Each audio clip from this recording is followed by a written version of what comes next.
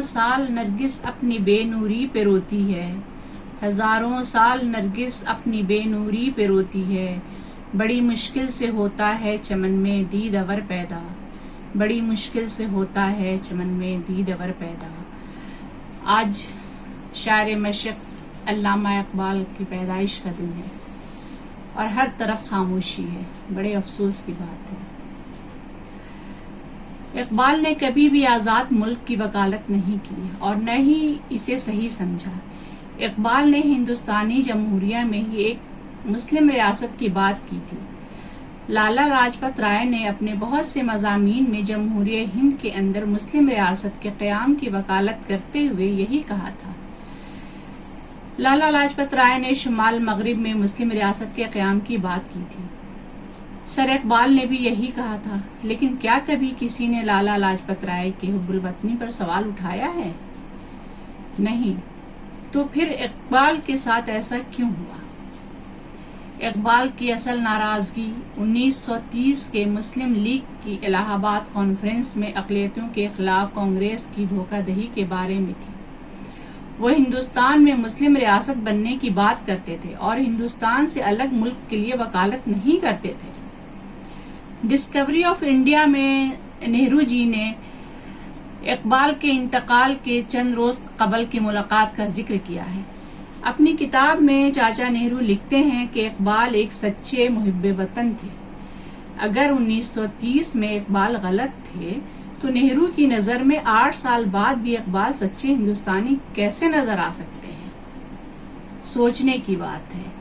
وہ اقبال جو رام کو امام ہند کا لقب دیتے ہیں، نانک پر شعر لکھتے ہیں، اپنی شاعری میں تمام مذاہب کو یہاں تک کہ لینن کو بھی جگہ دیتے ہیں، ترانہ ہند سارے جہاں سے اچھا ہندوستاں ہمارا لکھتے ہیں۔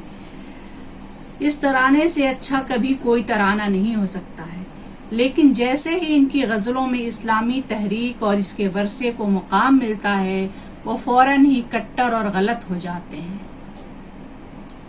وہ کیسے، یہ بات سمجھ میں نہیں آتی۔ جن سر اقبال کو پوری دنیا ادب کی نگاہ سے دیکھتی ہے، انہی اقبال کے ساتھ بحیثیت ایک قوم کے ہم نے کیا کیا؟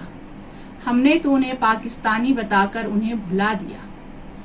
اب پاکستان نے انہیں اپنا آئیکن تسلیم کر لیا، انہیں اپنا نظریاتی قومی لیڈر مانتا ہے، تو اس میں اقبال کی کیا غلطی ہے؟ غلطی تو اس قوم کی ہے جس نے یہ بیش قیمت جوہر چھوڑ دیا، گنوا دیا۔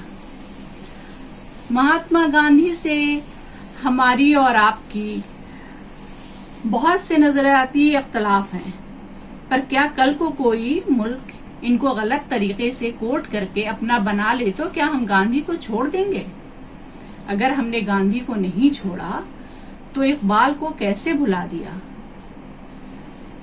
جن اقبال کی یوم پیدائش پر جرمنی، انگلینڈ، امریکہ، فرانس، کینیڈا سے لے کر دنیا کی کئی ملکوں میں پروگرام ہوتا ہے، پر انہی اقبال کے ملک جن کے لیے اقبال نے کہا تھا کہ رفت ہے جس زمیں کی بام فلک کا زینہ، جنت کی زندگی ہے جس کی فضا میں جینا، اسی ملک میں ان کی یوم پیدائش پر سناٹا ہے، لوگ خاموش ہیں۔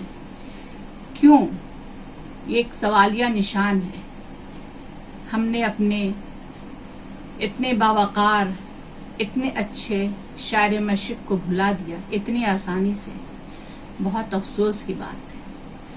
پھر سے ہزاروں سال نرگس اپنی بے نوری پہ روتی ہے، بڑی مشکل سے ہوتا ہے چمن میں دید اور پیدا۔